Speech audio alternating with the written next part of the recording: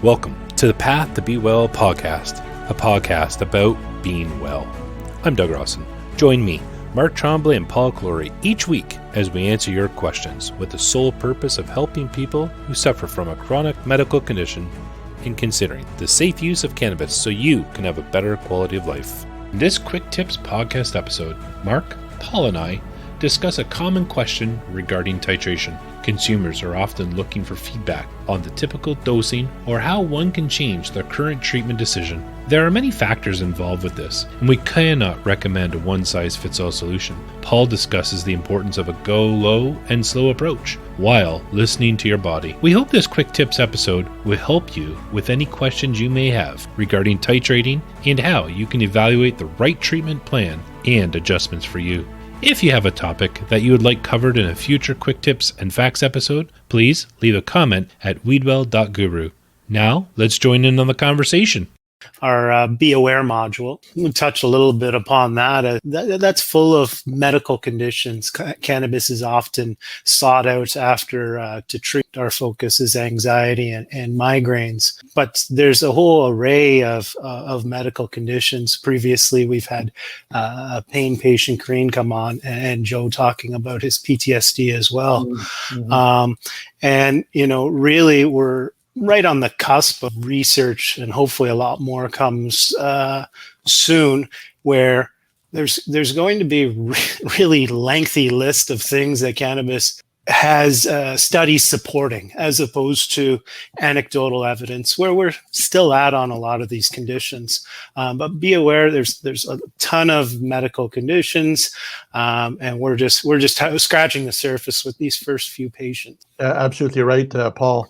I see a question here regarding dosing with THC.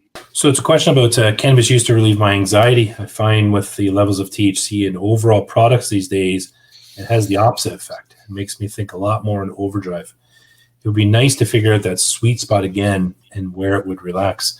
I find this is actually something we hear a lot about. I don't know about you, Mark and Paul, but commonly I hear people say, I was doing well here, and something changed, now I'm not so good, and I might be going the opposite way. And so I would say this question from Patrick's not an anomaly by any sorts. And I think it comes down to what you said last week, Mark, or the week before, that typically due to varying concentrations and dosings by different suppliers, you might be used to getting product A from one supplier, and then you go get product A from another supplier, but it's a different genetic makeup, and it may have different concentration levels to what you're used to.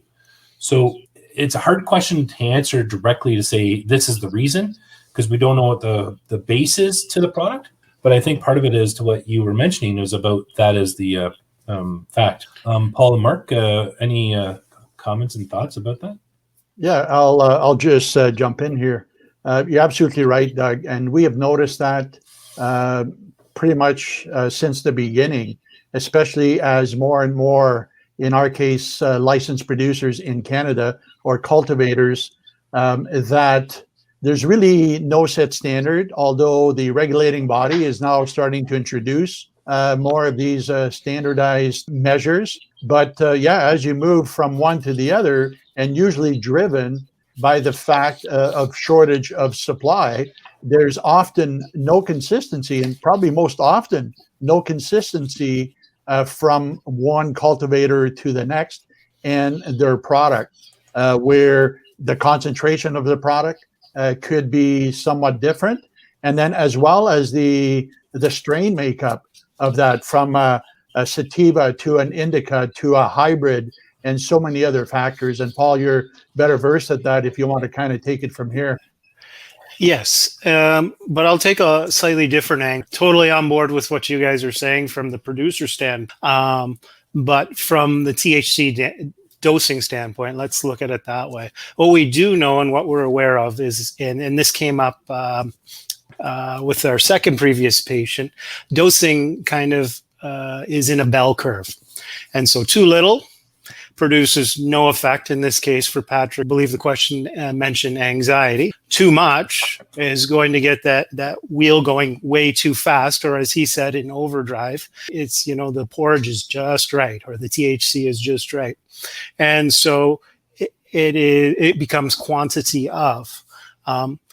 Previous episode, we had a patient ask about taking a THC break. And it helped them out a ton. And without knowing the ins and outs and all the details for Patrick, perhaps he's been going at it a long, long time. And maybe over time, just small increments, whether it's a THC percentage or how much is in the bong or how much oil is dosing or however he's using it, has increased slightly. But now when you look at the start point and where he's at now, it's actually a fair increase, and he's fallen outside of that bell curve. The other thing he could look at is actually taking a THC break. We did see some success with that previous write-in question from that patient. So I'll look at it from that angle, but not to minimize anything that you said. But we've got 2 or 3 different ideas for Patrick in THC dosing to find that sweet spot. In the end, what he said is, I realize that it's a miss. It's gone. Keep listening to your body, and you'll get back. It might take 2 tries through strains, 3 tries, 4 tries, but you'll get there because there is a lot more supply available to find that sweet spot again. But Paul, I like the path there. The only thing I want to add to that is, and I think you brought this up last week and the week before, was about the medical selfie perspective and figuring out where am I now. And when we're making these statements about it's not working well anymore, sometimes we actually see people are actually objectively doing better, but because there's no way to measure where they're at, their new normal is different than where their normal was when they initiated their treatment months ago. So I think this is back to what we've been saying for the last while is, having some objective assessment or some objective tool to get a snapshot of where you are right now can help quantify and provide some objective analysis about where are you, and are there other competing interests? We've seen this before where maybe we were initially treating one thing, and maybe you were originally going down the path of, we use anxiety as an example, but all of a sudden something's crept in, and it might be a new onset or a chronic onset of depression or sleep, and there's a number of compounding issues. And I think I appreciate Patrick bringing this up, but there could be so many compounding issues.